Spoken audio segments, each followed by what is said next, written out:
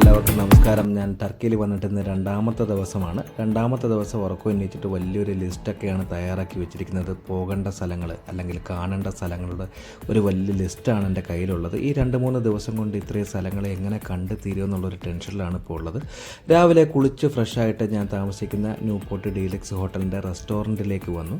Restaurant രാവിലെ ബ്രേക്ക്ഫാസ്റ്റൊക്കെ കഴിഞ്ഞിട്ട് പോകാൻ പോകുന്നത് ബോസ്ഫറസ് കടലിടുക്ക് കാണാൻ വേണ്ടിയിട്ടാണ്. ടർക്കിയുടെ ചരിത്രത്തിൽ തന്നെ ഇടം പിടിച്ചിരിക്കുന്ന മനോഹരമായ ഒരു കടലാണ് ബോസ്ഫറസ് എന്ന് പറയുന്നത്. വളരെ ചരിത്ര പ്രാധാന്യമുള്ളൊരു കടലാണ്. ആ കടലിൻ്റെ കാഴ്ചകളും മനോഹരമായ ദൃശ്യങ്ങളൊക്കെയാണ് ആദ്യം കാണുവാൻ പോകാൻ തീരുമാനിച്ചിരിക്കുന്നത്. ഇപ്പം ഞാനുള്ളത് ന്യൂപോർട്ട് ഡീലക്സ് ഹോട്ടലിൻ്റെ റെസ്റ്റോറൻറ്റിലാണ്. റെസ്റ്റോറൻറ്റിൽ രാവിലത്തെ ബ്രേക്ക്ഫാസ്റ്റിന് എന്തൊക്കെ കാര്യങ്ങളാണ് ഒരുക്കിയിരിക്കുന്നതെന്ന് നോക്കാം. അപ്പോൾ ഇവിടെ ഇന്നലെ എനിക്ക് ബ്രേക്ക്ഫാസ്റ്റ് കിട്ടിയില്ല. കാര്യം എന്ന് വെച്ചാൽ ഞാൻ ഇന്നലെ വന്നപ്പോൾ തന്നെ 11 മണിയോളമായി. രാവിലെ 7 മണി മുതൽ രാവിലെ 10 മണി വരെയാണ് ബ്രേക്ക്ഫാസ്റ്റിൻ്റെ ടൈമിംഗ് എന്ന് പറയുന്നത്. അപ്പം അത് ഇവിടെ താമസിക്കുന്ന ആൾക്കാർക്ക് കോംപ്ലിമെൻ്ററി ആയിട്ട് അവർ കൊടുക്കുന്ന ഒരു സംഭവമാണ് ഈ ബ്രേക്ക്ഫാസ്റ്റ് എന്ന് പറയുന്നത്. ലഞ്ചോ ഡിന്നറോ കാര്യങ്ങളൊന്നുമില്ല. ഈ ഒരു റെസ്റ്റോറൻറ്റ് ഒരു കുഞ്ഞ് റെസ്റ്റോറൻറ്റാണ്. ഇത് ഒരു 3 സ്റ്റാർ ഹോട്ടലാണ്. അപ്പോൾ 3 സ്റ്റാർ ഹോട്ടലിൻ്റെ സൗകര്യങ്ങൾ മാത്രമേ ഇവിടെ ഉള്ളൂ. അപ്പം ഏകദേശം 18 ദിനാറോ 20 ദിനാറോ ഒക്കെയാണ് ഈ ഒരു ഹോട്ടലിൻ്റെ ചാർജ് എന്ന് പറയുന്നത്. അതിൽ തന്നെ ഇൻക്ലൂഡിങ് പിന്നെ ഈ ബ്രേക്ക്ഫാസ്റ്റും കാര്യങ്ങളൊക്കെ വരുന്നുണ്ട്. അപ്പോൾ ബ്രേക്ക്ഫാസ്റ്റിന് വേണ്ടി ഇവിടെ ഒരുക്കിയിരിക്കുന്നത് ബ്രെഡുകളാണ്. ഒരുപാട് ടർക്കിഷ് ബ്രെഡുകളും അതുപോലെ തന്നെ ബണ്ണുകളൊക്കെയാണ് ഒരുക്കിയിരിക്കുന്നത്. ഈ ബ്രെഡൊക്കെ തിന്നുന്ന സമയത്ത് ഞാൻ പണ്ട് ഗോവയിൽ താമസിക്കുന്ന സമയത്ത് അവിടെ ഒരു പാവ് എന്ന് പറയുന്നൊരു സംഭവം കിട്ടും. വളരെ കട്ടി കൂടിയ ഒരു സംഭവമാണ്. ആ ഒരു പാവ് ഇവിടെ ഉണ്ട്, അവൈലബിൾ ആണ്. അതുപോലെ തന്നെ സ്ക്രാമ്പിൾഡ് എഗ് ഉണ്ട്, ബോയിൽഡ് എഗ് ഉണ്ട്, പിന്നെ ഒരുപാട് സൂപ്പ് ഐറ്റംസ് ഉണ്ട്, പിന്നെ ഓംലെറ്റുകളുണ്ട്, ഫ്രഷ് ജ്യൂസുകൾ, അതുപോലെ തന്നെ ഫ്രഷ് ഫ്രൂട്ട് കട്ടുകളും, പിന്നെന്താണ് നൂഡിൽസ്, അതുപോലെ തന്നെ സ്വീറ്റ് കേക്കുകൾ, കപ്പ് കേക്കുകൾ, അങ്ങനെ സലാഡിൻ്റെ ഒരുപാട് വെറൈറ്റി ഐറ്റംസൊക്കെ ഉണ്ട്. അപ്പോൾ അങ്ങനെ രാവിലത്തെ ബ്രേക്ക്ഫാസ്റ്റൊക്കെ കഴിഞ്ഞിട്ട് ഞാൻ റൂമിൽ വന്ന് പിന്നെ ഡ്രസ്സൊക്കെ ചെയ്തിട്ട് ഇപ്പോൾ നേരെ പോകാൻ പോകുന്നത് ശമ്പർലാത്താഷ് എന്ന് പറയുന്നൊരു നഗരത്തിലേക്കാണ്. ഞാൻ നേരത്തെ സൂചിപ്പിച്ചിട്ടുണ്ട്. ഈ ഒരു സ്ഥലമെന്ന് പറയുന്നത് ഞാൻ താമസിക്കുന്ന ഹോട്ടലിൻ്റെ അടുത്താണ്. ഏകദേശം ഒരു 400 മീറ്റർ ഡിസ്റ്റൻസിലാണ് ഈ ഒരു ശമ്പർലാത്താഷ് നഗരം സ്ഥിതി ചെയ്യുന്നത്.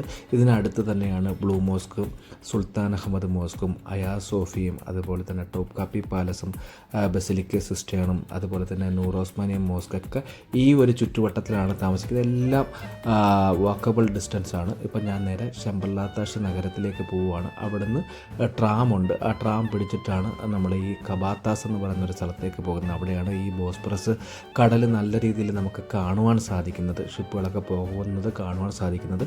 ഇപ്പോൾ സമയം ഏകദേശം 8:30 മണിയോളമായി. 8:30 മണിക്കും ഈ മാർക്കറ്റുകളൊന്നും തുറന്നിട്ടില്ല. ബഹറിൻ്റെ അതേ സെയിം ടൈമാണ് ഇവിടെ ഉള്ളത്. അപ്പോൾ ഇവിടെയൊക്കെ മാർക്കറ്റുകളൊക്കെ ഓപ്പൺ ആവുന്ന ഏകദേശം ഒരു 11 മണി 12 മണി ടൈമൊക്കെയാണ് മാർക്കറ്റുകളൊക്കെ ഓപ്പൺ ആകുന്നത്. ഇപ്പം ഞാൻ നിങ്ങളിപ്പോൾ കാണിച്ചുകൊണ്ടിരിക്കുന്നത് ഈ ബോസ്ഫറസ് കടലിടുക്കാണ്. എൻ്റെ താമസിക്കുന്ന ഹോട്ടലിൽ നിൽക്കുമ്പോൾ തന്നെ ഈ ബോസ്ഫറസ് കടലിടുക്കും കാര്യങ്ങളൊക്കെ കാണുവാൻ സാധിക്കും.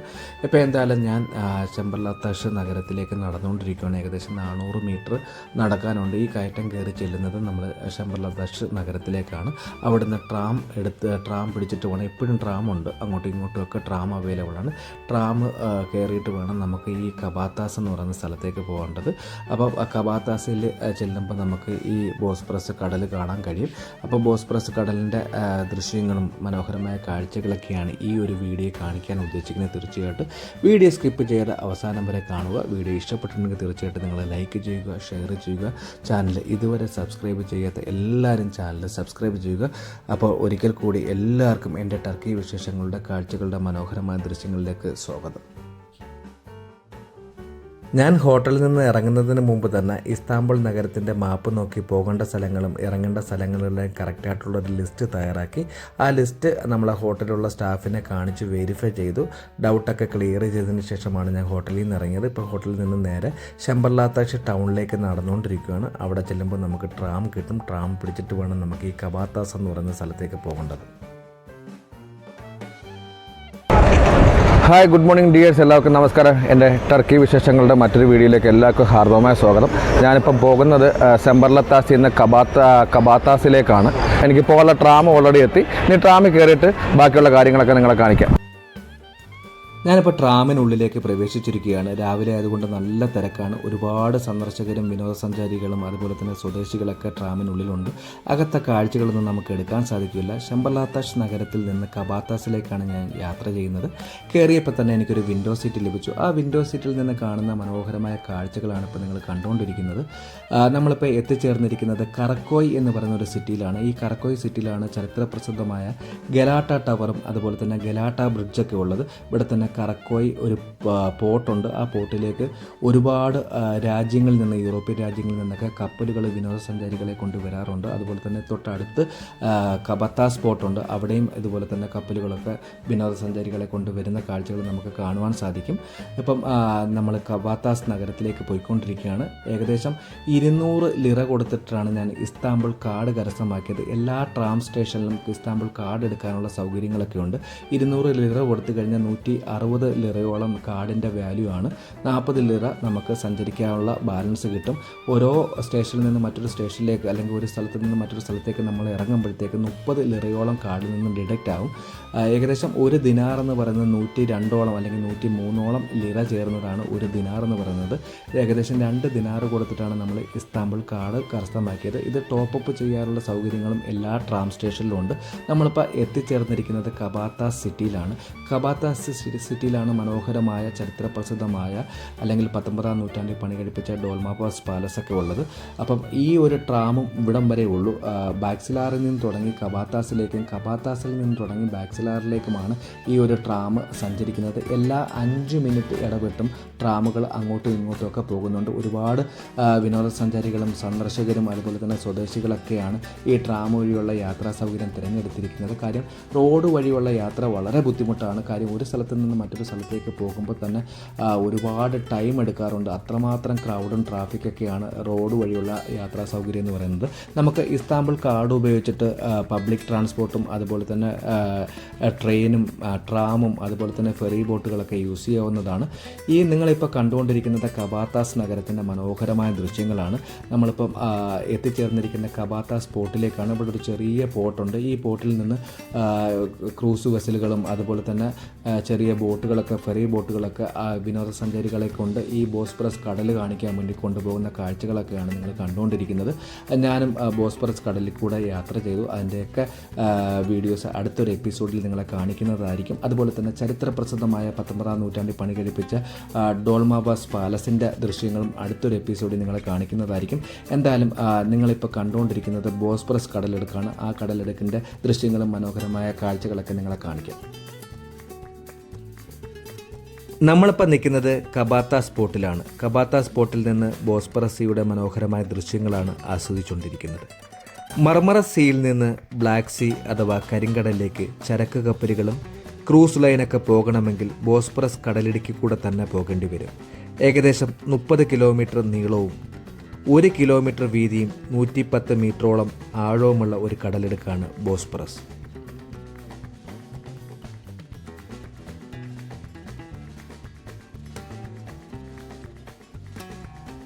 മനോഹരമായ ബോസ്പറസ് കടലിടുക്കിൻ്റെ 2 ഭാഗങ്ങളിലായിട്ടാണ് ടർക്കിയിലെ ഇസ്താംബുൾ നഗരം സ്ഥിതി ചെയ്യുന്നത്.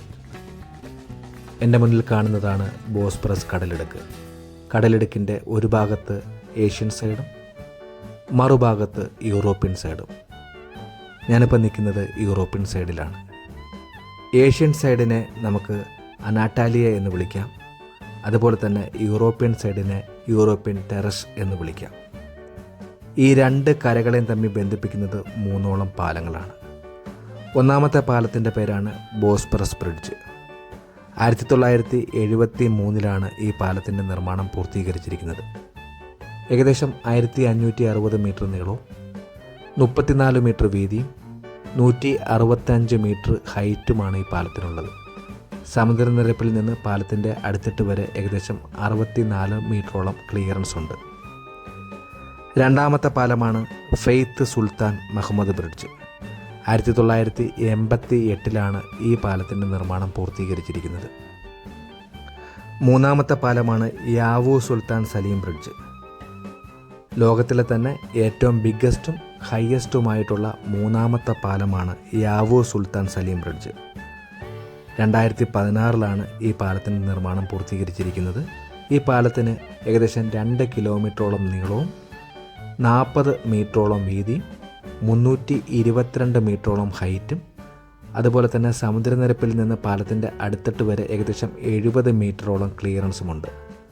മർമറ സീയിൽ നിന്ന് എല്ലാ തരത്തിലുള്ള ചരക്ക് കപ്പലുകളും ചെറുതുമായ വലുതുമായ ചരക്ക് കപ്പലുകളും ക്രൂസ് ലൈനുകളും കാർഗോ വെസലുകളൊക്കെ ഈ പാലങ്ങളിലൂടെ അല്ലെങ്കിൽ ഈ പാലത്തിൻ്റെ അടിയിലൂടെയാണ് ബ്ലാക്ക് സീയിലേക്ക് അഥവാ കരിങ്കടലിലേക്ക് കടക്കുന്നത്. അതുപോലെ തന്നെ കരിങ്കടലിൽ നിന്ന് എല്ലാ തരത്തിലുള്ള ചെറുതും വലുതുമായ ചരക്ക് കപ്പലുകളും ക്രൂസ് ലൈനുകളും കാർഗോ വെസലുകളും മർമറ സീയിലേക്ക് പോകുന്നതും ഈ പാലത്തിൻ്റെ അടിയിലൂടെയാണ്. എന്തായാലും മനോഹരമായ ബോസ്പറസ് സീയാണ് ഇപ്പോൾ നിങ്ങൾ കണ്ടുകൊണ്ടിരിക്കുന്നത്. ടർക്കിയുടെ ചരിത്രത്തിൽ തന്നെ ഇടം പിടിച്ച ഒരു കടലിടുക്കാണിത്. ഏകദേശം 30 കിലോമീറ്ററോളം നീളവും 1 കിലോമീറ്ററോളം വീതി 110 മീറ്ററോളം ആഴവുമുള്ള മനോഹരമായ ഒരു കടലിടുക്ക്. ആ കടലിടുക്കിൻ്റെ മനോഹര ദൃശ്യങ്ങളാണ് ഇപ്പോൾ നിങ്ങൾ കണ്ടുകൊണ്ടിരിക്കുന്നത്.